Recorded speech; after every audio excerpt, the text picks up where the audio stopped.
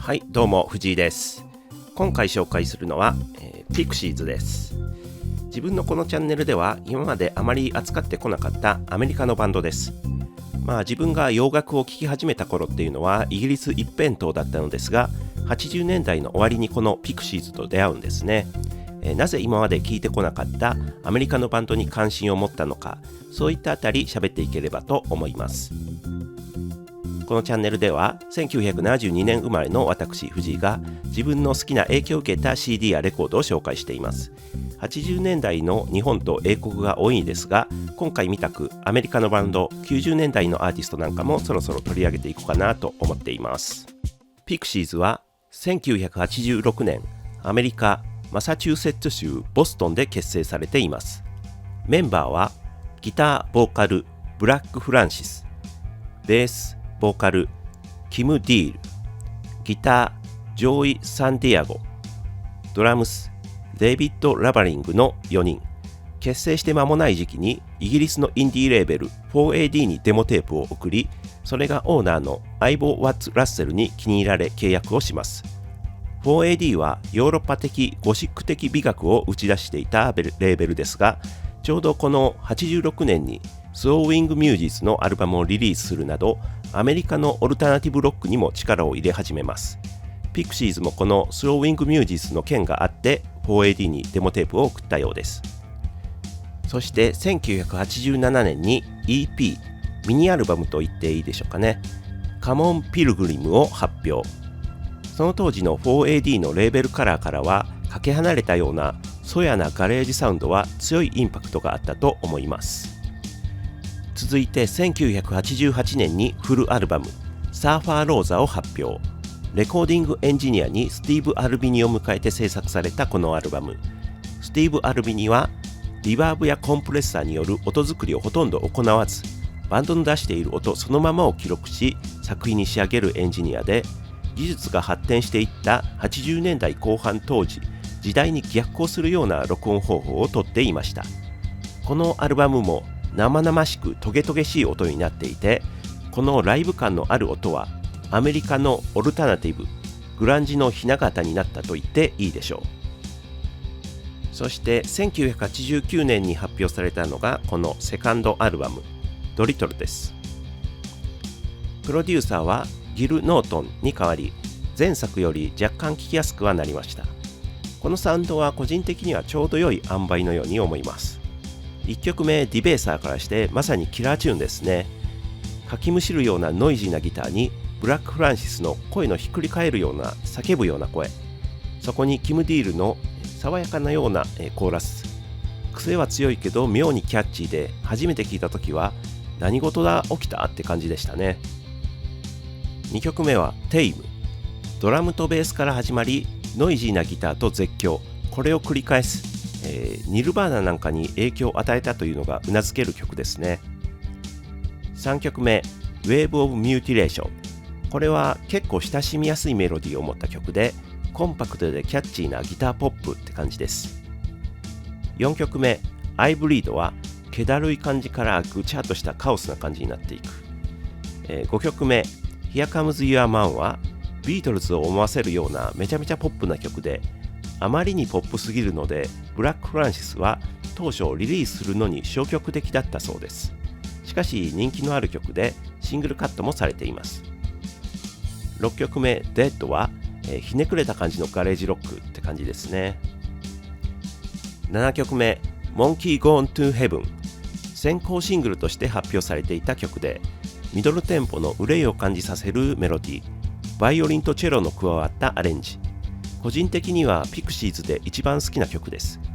メランコリックさと粗暴さが3分足らずの長さに凝縮されていて、本当に素晴らしい曲だと思います。アルバムの後半8曲目は Mr. Greaves。 これはちょっとロカビリー風の曲ですね。9曲目は Crackety Jones。高速なパンキッシュな曲です。10曲目 Lala I Love You。これは曲調が目まぐるしく変わっていきます。サーフミュージック、ギターインスト的要素が強いですかね。11曲目 No.13 Baby はノイジーでいてフォーキーな要素もあるガレージロックです。12曲目 There Goes My Gun はロカビリー色の強い曲で、アルバム後半にはこういった1950年代から60年代初めを思わせる曲が多いですね。13曲目 Hey はブルージーな感じのメランコリックな曲です。14曲目シルバーはアコースティックギターのスライド奏法が印象的なトラディショナルなフォークを思わせる曲です。15曲目ラストはガウジアウェイ、ミドルテンポのシンプルで結構ストレートな曲です。ファーストアルバムの発展系といえるサウンド曲調ですが、随所にキャッチーさ、人懐っこさが顔を覗かせるようになりました。特に前半のディベイサー、Wave of Mutilation、Here Comes Your Man、Monkey Gone to Heaven といった曲はもう印象が強くって、不意にメロディーを口ずさんでしまうようなキャッチーさがあります。前作から比べてポップになった、丸くなったとも言えますが、それでも十分に生々しいライブ感のあるサウンドです。ポップさが出てきたとはいえ、全体の印象は、異形の曲、サウンドといった印象を持ってしまいます。それはブラック・フランシスのやけくそじみたシャウトと、時折入ってくるキム・ディールの太陽の低そうなコーラス、そのアンバランスさによるところも大きいでしょうし、90年代以降の US オルタナ・グランジがメジャー化して以降は耳が慣れてあまり思わなくなったのですが、このコード進行の感じとかも最初聞いた時はかなり違和感のある奇妙な感じの曲が多かったです。じゃあそのまま自分がこれを初めて聞いた時の話に移りますと、確か1990年くらいにレンタル CD でこのファーストとセカンドを借りたと記憶しています。でも当時の自分は洋楽はほぼイギリスのものしか興味がなく、ピクシーズもイギリスのレーベル 4AD から出ていたので聞いてみたんですね。なのでピクシーズをアメリカのバンドと知っていたかどうかもあやふやなんですね。確か雑誌のフールズメイトでピクシーズの記事を読んだ記憶はあるので知っていたとは思うんですけど、しかしどちらにしても 4AD のバンドということでゴシック的ヨーロッパ的美学を感じさせるバンドであろうと思い聞いてみたのは間違いないです。それで聞いてみると想像していたのとはちょっとかなり違っていたんですね。多くの曲で、ポストパンク的な部分や大敗的な雰囲気っていうのはあるんですが、美しさ、短美さっていうのは感じられない。サーファーローザのこのジャケットなんかはいかにも 4AD らしい短美な音を想像させますが、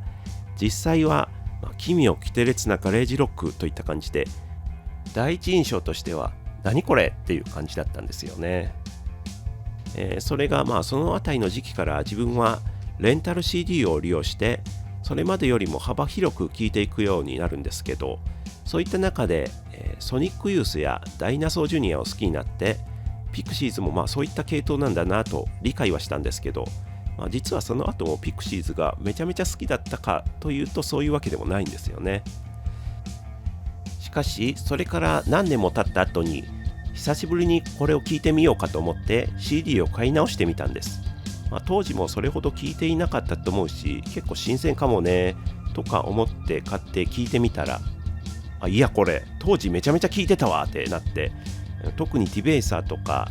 Wave of Mutilation とか Monkey Gone to Heaven とかもうすぐに口ずさめるくらいでかなり好きで聞いていたのをパッと思い出したんですね。後にソニックユースやダイナソージュニアにドハマりしたためにちょっとピクシーズを軽視してしまっていたのかもしれないんですが、自分がこれがきっかけでアメリカのオルタナティブに目を向けるようになったっていうのは間違いないです。その後のピクシーズですが、1990年にサードアルバムボサノバを発表。よりまとまりのあるロックサウンドになっていますね。どうも自分は当時これを聞いてあまり良いと思えず、それでちょっとピクシーズを軽視していたのがあるかもしれないです。このアルバムの前にキム・ディールは別バンドザ・ブリーダーズのファーストアルバムを発表。ブリーダーズはその後も良い作品を出し成功していき、彼女はブリーダーズでの活動を重視するようになります。そのことがメンバー間の亀裂にもつながったようですね。1991年にフォースアルバムトロンプ・ル・モンドを発表。自分はこのアルバム当時は聴いていなくて、最近初めて聴いたのですが、結構好きでした。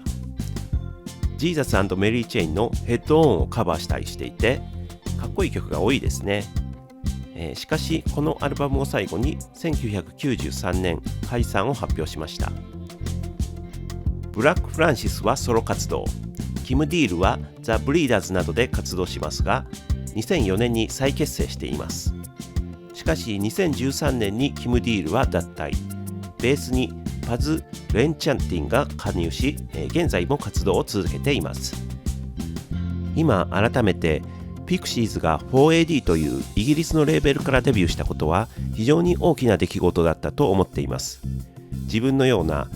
アートとか短美みたいなものにかぶれていたニューウェーブ野郎にある意味カルチャーショックみたいなのを与えた、そこが突破口になって US オルタナティブが広がっていった、そんな風に自分は感じていて、実際ピクシーズがきっかけでアメリカのオルタナティブシーンに関心を持ったっていう人は多かったんじゃないかなと思います。はい、というわけで今回はピクシーズを紹介しました。ご視聴ありがとうございました。